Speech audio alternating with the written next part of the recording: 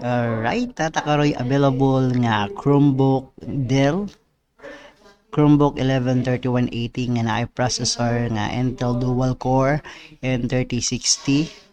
Onya na 4 gig of RAM nga ang power 1600 MHz, no. So ang screen size ani niya is 11.6 inches. Onya ang storage ani is 16 gig SSD storage. Unya dual band ni siya. So bot pa sa bot pwede na siya makadetect og 2G and 5G nga wireless Wi-Fi.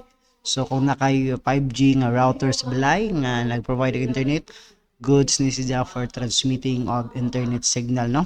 So kinis siya nga laptop is Windows 10 Pro na ni siya. Unya natay free install nga Office 2019 professional gihapon nga pwede nato magamit, ready to use na for student, offices or any kuan nga pwede nato magamit dayon, no. So ang freebies ani niya is flash drive and also a mouse. Ang price ani niya is 5K only.